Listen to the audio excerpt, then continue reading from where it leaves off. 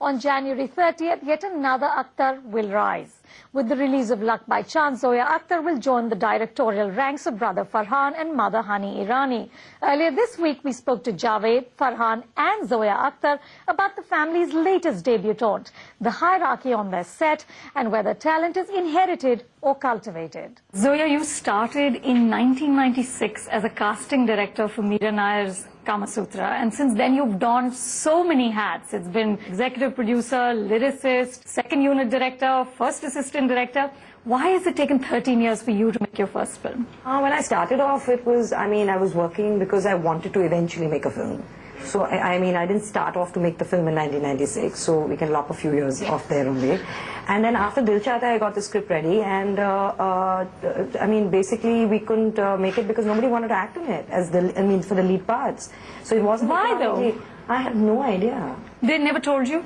You can't really go with what anyone says, you know. It's not, nobody told me they didn't like the script.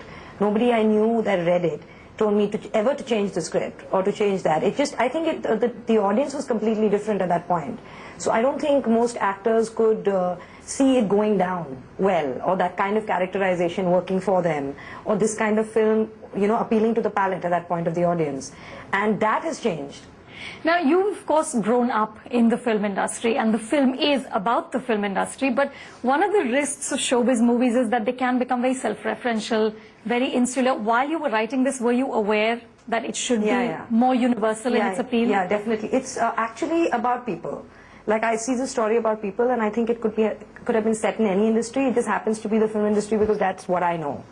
And it's like its underlying themes are universal because they're about success and failure and about things like self-esteem and how your own self-esteem eventually, you know, decides your destiny on some level, how you view yourself. And I think that's a pretty universal thing. I was very aware of being self-referential, and on a level, like, there were things that are actually true that happen in the industry, but I didn't want to put them in the film because I don't think anyone would believe them because they'd be too spoofy. What was the hierarchy on this set? I mean, you are, of course, captain of the ship, you're the director, but you're the producer and lead actor, not to mention elder statesman, dialogue writer and lyricist. So, when there was a creative disagreement... We listen to the tarafa guy, whatever he's saying. In most of the dramatic scenes, I have only translated the dialogue. Well, humor has been contributed, but as far as... You're not as funny as him? No, after all, she's my daughter. I really try to keep the producer space away and just treat him as one of the actors and one of the cast, because I couldn't just go into the van and start ranting about something if he has to come and do a scene next. You know, I've had creative differences, say with Amir on Dil Chahta Hai. I've had creative differences with Shah Rukh on Dawn. You know, and that's a part of making a film. I mean, it's very difficult. Sure, this is your elder sister. No, but I mean, it's going to happen. The thing is, when scream? You should avoid screaming as much as possible.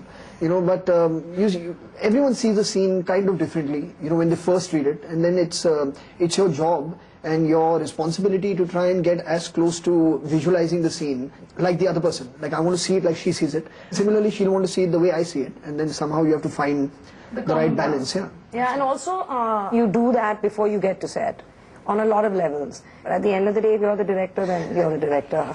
That's right. So it was your word. At the end of the day, it is. I believe that people who always agree with each other should work together because one is enough. And people who never agree with each other should also not work together because they can't function together. So some kind of tension and some kind of similarity is good. So it leads to better art, perhaps, of course. to have this kind of... Now, Javed Sahab, you had once said that the difference between Jagirdari and art is that you can inherit land, but you can't inherit talent.